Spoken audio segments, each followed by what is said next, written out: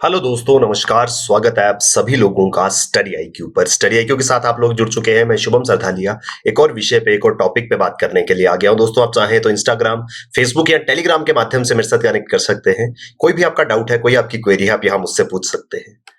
जिस विषय पे हम बात करने वाले हैं वो संबंधित है महाराष्ट्र राज्य से।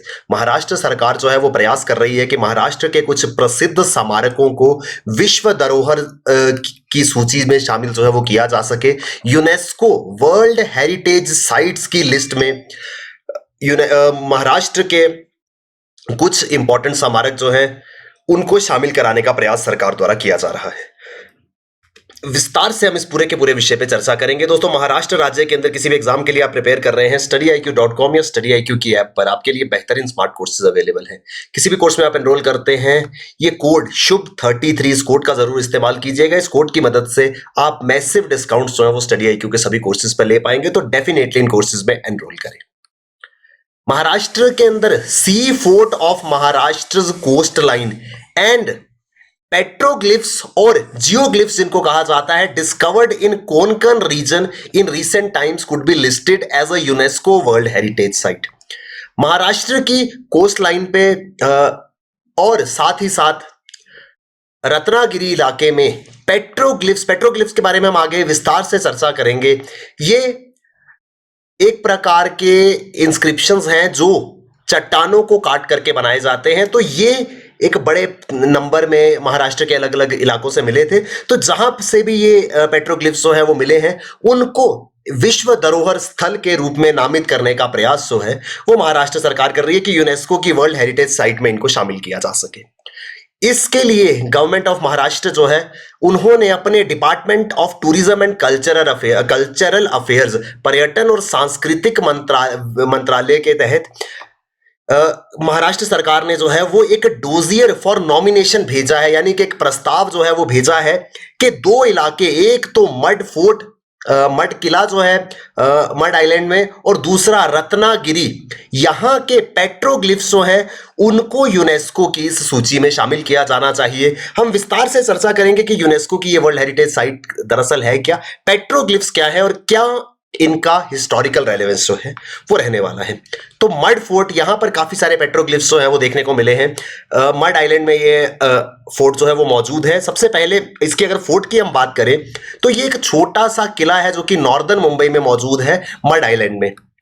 इसको पोर्तुगीज के द्वारा बनाया गया था। यहां पर पेट्रोग्लिफ्स है जिनको इस पूरे की पूरी सूची में शामिल करने की मांग की जा रही है सरकार के द्वारा। ये मड फोर्ट जो है इसको पोर्तुगीज द्वारा बनाया गया था। इसके बारे में कुछ बेसिक इंफॉर्मेशन जो है वो इंपॉर्टेंट हो सकती है। तो बनाया किसने? पोर्तुगीज ने बनाया, लेकिन बाद में इसके ऊपर कंट्रोल आ गया मराठास का, क्योंकि 1739 फरवरी के महीने में मराठा एम्पायर ने पोर्तुगीज से इस किले को लेकर के अपना कब्जा जो है वो जमा लिया था।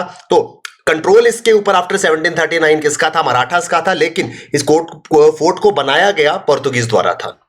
यहां पर पेट्रोग्लिफ्स जो है वो मौजूद है, मड फोर्ट में भी, रत्नागिरी में भी। पेट्रोग्लिफ्स दरअसल क्या है? ये एक प्रकार की तस्वीरें होती हैं जो बनाई जाती हैं बाय कटिंग, लिफ्टिंग और कार्विंग और scraping a part of a rock surface. किसी भी बड़ी चट्टान के एक हिस्से को काट करके उसको उठा के उसको अलग करके उस पर नकाशी जो है वो की जाती है। इसको पेट्रोग्लिफ्स जो है वो कहा जाता है।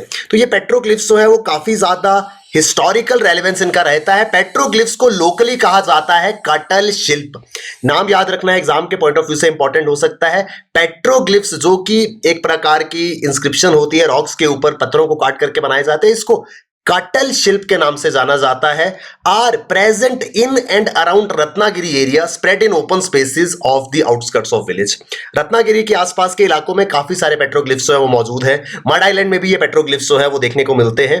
ऐसा माना जाता है कि ये पेट्रोग्लिफ्स जो है वो 12,000 साल से भी ज्यादा पुराने हैं, और 1,000 से ज्यादा पेट्रोग्लिफ्स जो है वो 60 अलग अलग जगहों पे रत्नागिरी और राजापुर में देखने को मिलते हैं।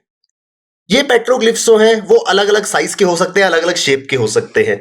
इन पेट्रोग्लिफ्स के अंदर कार्विंग जो है वो देखने को मिलती है, जो नकाशी हुई है चट्टानों के ऊपर, उसमें ह्यूमन शेप्स हैं, बर्ड्स हैं, एनिमल्स हैं, geometric forms and assorted creatures जो हैं वो यहां पर देखने को मिलते हैं। इस प्रकार से जैसे आप देख पा रहे होंगे, इस तरीके के पत्थरों के ऊपर इस प्रकार के इंस्क्रिप्शन जो है वो देखने को मिलते हैं। ये जो है किसी ह्यूमन को रिजेंबल करता है, जबकि ये किसी एनिमल, किसी जानवर का रूप जो है वो बनाया हुआ लगता है।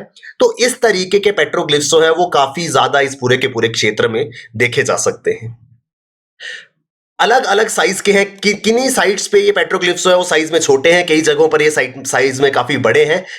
यहां पर कुछ जगह पे छोटे बड़े हो सकते हैं और साथ ही साथ कई जगहों पे ये क्लस्टर्स में, झुंड में, बहुत सारे ग्रुप्स में जो है वो मौजूद है, यानी एक ही साइड पे हमको बहुत सारे पेट्रोग्लिफ्स जो हैं वो देखने को मिल जाते हैं।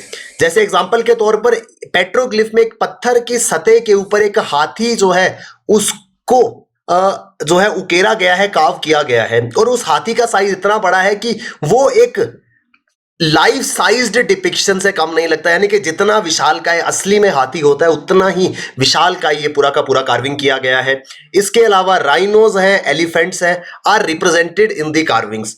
तो कार्विंग्स के अंदर नकाशियों में राइनो को रिप्रेजेंट किया गया, एलिफेंट को, which do not have a natural habitat in the region today, जिनका आज इस क्षेत्र में कोई प्राकृतिक आवास नहीं है। ये जो कोंकण रीजन है, जहां पर रत्नागिरी आदि का इलाका है, यहां पर आज के समय में राइनोज, हाथी वगैरह देखने को नहीं मिलते हैं, लेकिन हाथी फिर भी कभी कभार दिख जाएगा, लेकिन राइनोज जो है वो कभी नहीं दिखते हैं। तो ये पूरा का पूरा जो कार्विंग है ये बताता है कि एक समय पे यहां पर ये जानवर जो है वो मौजूद रहे होंगे। कार्विंग्स ऑफ एलिफेंट्स हैं, टाइगर्स हैं, are as big as actual animal. जैसे मैंने आपको पहले बताया कि ये कार्विंग जो है, ये जो नकाशी की गई है वो वास्तविक जानवरों के साइज जितनी बड़ी होती है। इसके अलावा क्रोकोडाइल है, टॉर्टाइज है, फिश है, स्नेक्स है। तो काफी ज्यादा इस तरीके की कार्विंग्स जो है वो देखने को मिलती है। सॉरी, जिस वजह से सरकार ये मांग कर रही है कि यूनेस्को की विश्व धरोहर स्थलों में इन जगहों को शामिल किया जाना चाहिए। तो यूनेस्को वर्ल्ड हेरिटेज साइट्स क्या हैं?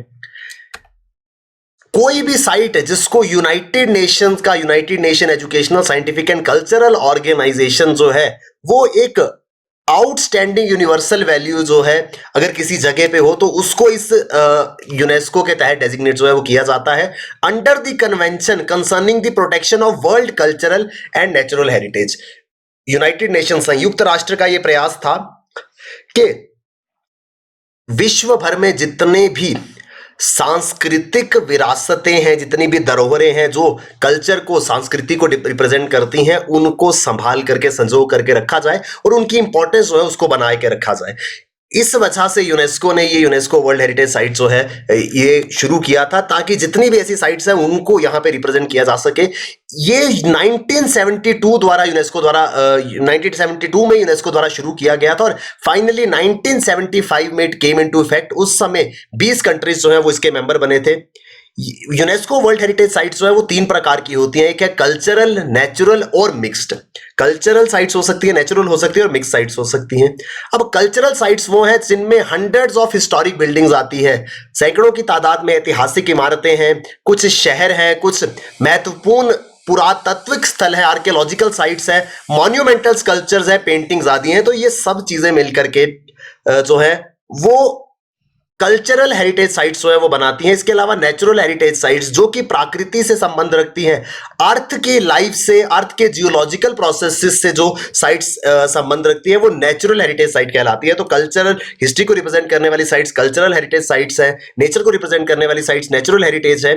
उसके बाद तीसरी कैटेगरी आती है मिक्स्ड हेरिटेज की। नाम से समझ आ रहा है ऐसी साइट जिनके अंदर बोथ नेचुरल और कल्चरल सिग्निफिकेंस है, प्राकृतिक रूप में भी इनकी इंपॉर्टेंस है, साथ ही साथ सांस्कृतिक महत्व इनका है। इस वजह से इनको मिक्स्ड हेरिटेज साइट की कैटेगरी में जो है वो रखा जाता है। अगर हम भारत की बात करें तो भारत में 40 वर्ल्ड हेरिटेज साइट्स हैं जो कि लोकेटेड है, जिसमें से 32 साइट्स ऐसी हैं जो कल्चरल हैं, 7 नेचुरल साइट्स है और एक जो है वो मिक्स्ड क्राइटेरिया साइट है। तो आप लोगों से एक सवाल है कि जरूर मुझे कमेंट में बताइए ये एक मिक्स्ड क्राइटेरिया साइट कौन सी है, नेचुरल साइट्स कौन सी है। जो भी वर्ल्ड हेरिटेज साइट्स जो हिंदुस्तान के अंदर मौजूद हैं उनके बारे में अगर आप जानते हैं तो जरूर कमेंट में मुझे बताइएगा। तो ये पूरा का पूरा प्रोसेस जो है वो महाराष्ट्र सरकार द्वारा इनिशिएट किया गया है। तो हो सकता है ये इलाके जो है महाराष्ट्र के आने वाले समय में अगर इस डोजियर को अप्रूव कर दिया जाता है यूनेस्को द्वारा, तो इस पूरी की पूरी सूची में ये जगह भी जो है वो शामिल की जा सकती है। तो ये पूरा का पूरा न्यूज आर्टिकल महाराष्ट्र राज्य से संबंधित था। महाराष्ट्र के अंदर आप किसी भी एग्जाम के लिए प्रिपेयर कर रहे हैं, स्टडी IQ पर बेहतरीन स्मार्ट कोर्सेज आपके लिए अवेलेबल है। इन कोर्सेज की मदद से आप अपनी प्रिपरेशन को बेहतरीन बना सकते हैं। डेफिनेटली इन कोर्सेज में एनरोल करें। किसी भी कोर्स में आप एनरोल करते हैं, ये कोड शुभ33 इसका इस्तेमाल जरूर कीजिएगा। इस कोड की मदद से आप मैसिव डिस्काउंट्स जो हैं वो स्टडी IQ के सभी कोर्सेज पे ले पाएंगे। Thank you very much, all the best, keep working hard, bye bye, take care, जय हिंद।